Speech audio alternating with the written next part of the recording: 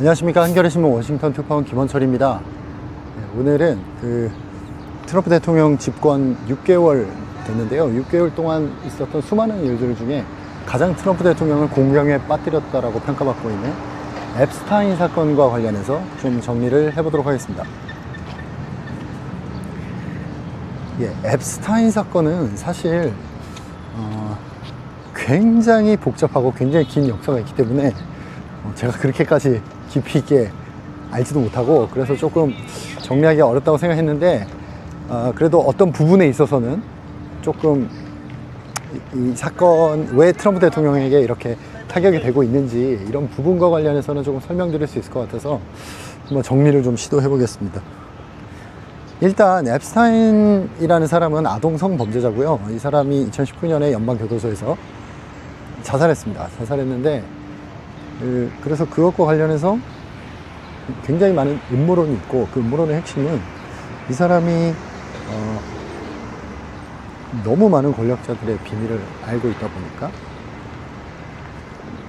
이른바 제거되었다, 자살을 가정하면서 제거되었다, 이런 음모론이 있고, 그 권력자들, 여기서 말하는 이 사람의 자살로, 이른바 자살로 보호받게 된 권력자들이라 함은 주로 힐러리 클린턴, 빌 클린턴, 오바마 행정부 인사, 헐리우드 엘리트, 이런 사람들, 즉 마가 진영에서 불신하는 그런 인물들입니다. 그래서 이런 사람들의 비밀, 숨겨진 비밀을 폭로하기 위해서는 이 앱스타인 파일이 공개되어야 한다, 이렇게 보는 것이죠. 이게 마가 지지층 사이에서 광범위하게 퍼져 있는 음모론이고요. 그 음모론에 트럼프 대통령도 후보 시절부터 적극적으로 편승을 해서 자기가 대통령이 되면 공개하겠다라고 했는데,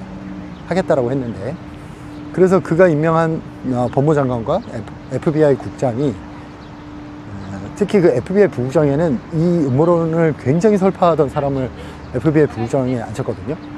그래서 이 사람들이 기록을 검토했는데, 심지어 지난 2월 달에 이른바 고객 명단, 앱스타인의 그 아동 성범죄자에게 범죄에 함께 연루된 고객 명단, 그 고객 명단이 내 책상 위에 있다라고 말했던 법무부 장관이 돌연 말을 바꿔서 공개할 게 별로 없다. 이게 지난주쯤에 벌어진 일입니다.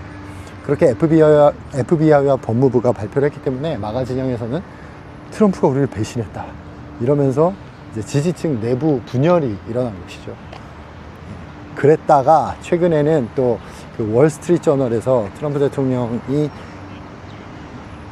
그 앱스타인의 50번째 생일에 어떤 외설적인 편지를 보냈다는 보도가 나왔고, 그 보도를 트럼프 대통령이 가짜뉴스로 규정하면서 이거를 중심으로 다시 마가 진영이 좀 뭉치고 있다, 이런 얘기들도 나오고는 있습니다. 하지만 기본적으로는 트럼프 대통령의 지지층, 즉 음모론을 신봉하는 그 지지층 사이에서 균열이 일어난 건 맞고, 이것을 두고 여러 또 해석들이 나오고 있죠. 음모론이라는 것은 기본적으로 체제 밖에서 살아남을 수밖에 없는 것인데, 그런 음모론을 지지하는 세력이 체제 안으로 들어와서 집권을 했을 때 이건 기본적으로 충돌할 수밖에 없는 거죠. 기본적으로는 이제 그런 상황이고요.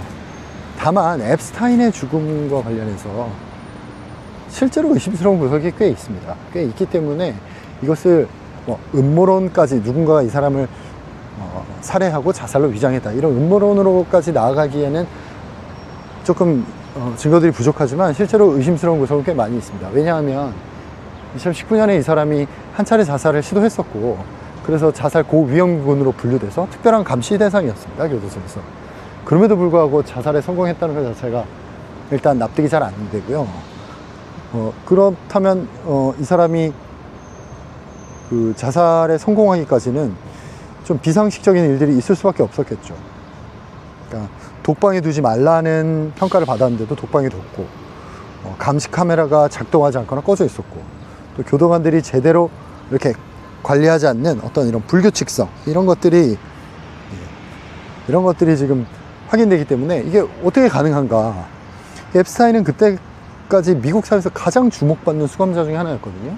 그렇게 가장 주목받는 수감자가 이미 한 차례 자살을 시도했고, 그래서 자살 고위험군으로 분류가 되어 있는데도 연방 교도소 안에서, 자기 집도 아니고, 자살이 성공하도록 이 시스템이 그걸 막지 못했다는 게 잘 이해가 안 되는 거죠.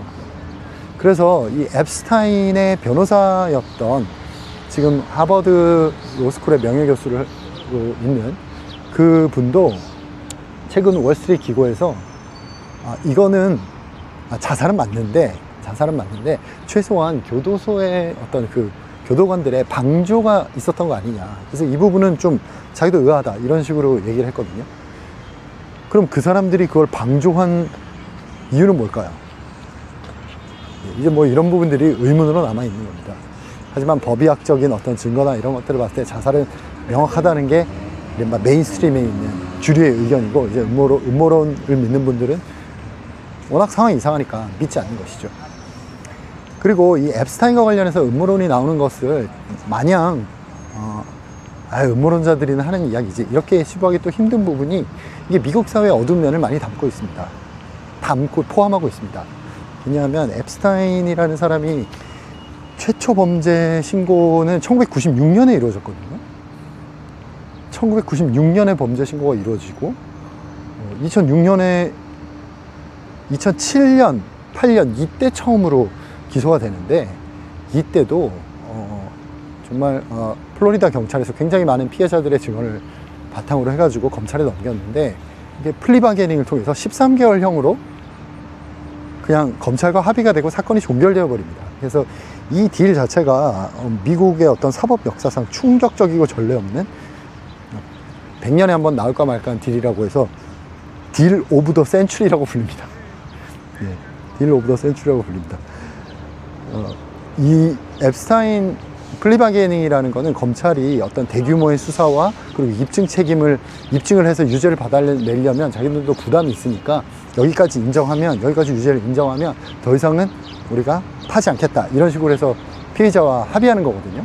근데 그런 식으로 합의를 해서 연방 차원에서 기소가 되지 않고 플로리다 주검찰 차원에서 그냥 기소하는 걸로 사건이 마무리됐는데, 이게 본인만 털어준 게 아니라 공범, 그리고 아직 특정되지 않은 공범까지 모두 면책해주는 전례를 찾기 힘든 수준의 합의였다고 해요. 그래서 과연 어떻게 이런 게 가능했는가. 물론 초호화 변호인단을 꾸렸죠. 돈이 많았으니까. 그래서 그런 부분들에 있어서도 굉장히 의심이 됐고, 이 사람이 감옥에 있을 때도 노역형도 면제받고 거의 집에서 지내다시피 하는 수준의 굉장히 높은 수준의 자유를 누리면서 굉장히 이례적인 수감 생활을 했습니다. 그렇기 때문에 이 앱스타인이라는 사람이 거의 20년 가까이 범죄 행각을 벌이면서 미국 사회를 활보하고 있었던 데는 미국의 어떤 실패한 사법 시스템, 그리고 엘리트들의, 그리고 돈 많은 사람들의 어떤 그 법망을 빠져나가는 그런 것들에 대한 어떤 시스템의 실패가 다 녹아있고, 그런 부분들이 납득되지 않는 부분들을 나오면서 이런 음모론으로 발전하게 된 게 아닌가, 그렇게 생각이 되고요. 앱스타인 관련해서는 굉장히 많은 음모론들이 있습니다.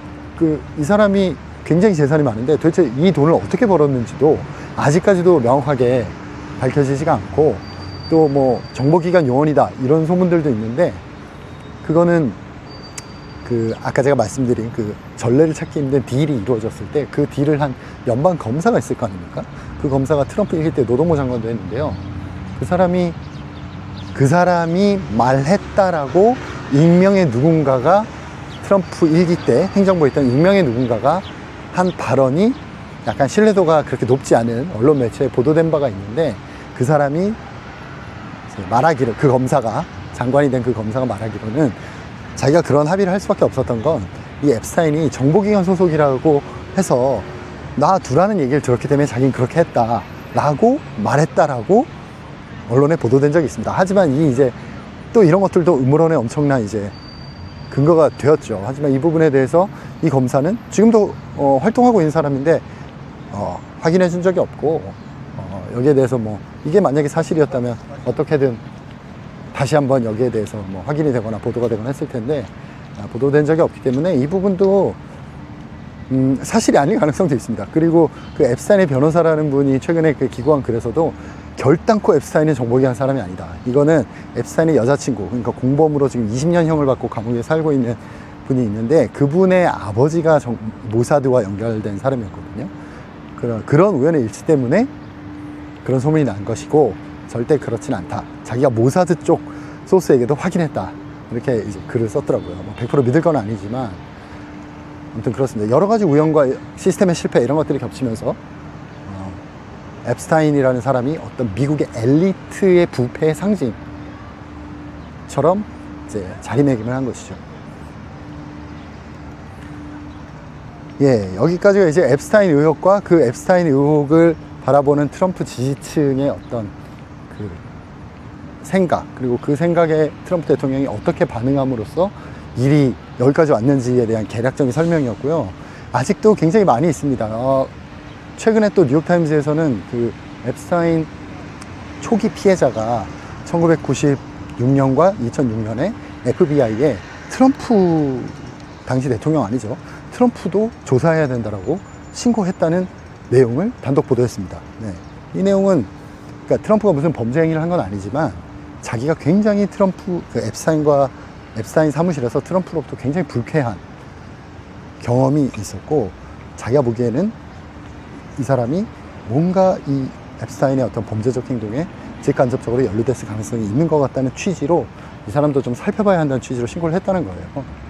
예. 뭐 트럼프 대통령이 이것과 관련해서 범죄 혐의를 받거나 실제로 공식적으로 조사를 받거나 한 건 없습니다. 없지만 이런 식으로 여러 가지 것들의 흔적이 있기 때문에 그리고 그 월스트리트저널이 보도한 외설 편지도 있고요. 있기 때문에 복잡하게 얽혀 있습니다. 그래서 트럼프 대통령이 후보 때의 약속, 모든 정보를 공개하겠다는 약속을 지금 지키지 않는 것을 두고 마가 쪽에서는 배신이다. 그가 은폐의 몸통이 되었다. 이렇게 이제 얘기를 하고 있고요. 트럼프 대통령은 그건 다 끝난 일이다. 넘어가라. 이렇게 얘기를 하고 있는데 예, 모르겠습니다. 이 일이 어떻게 전개가 될지 또 지켜보면서 이게 지금 영상 하나로 설명하기는 너무 많은 이야기여서 또 이야기가 좀 전개가 되면은 제가 다시 한번 영상 통해서 설명드리도록 하겠습니다. 감사합니다.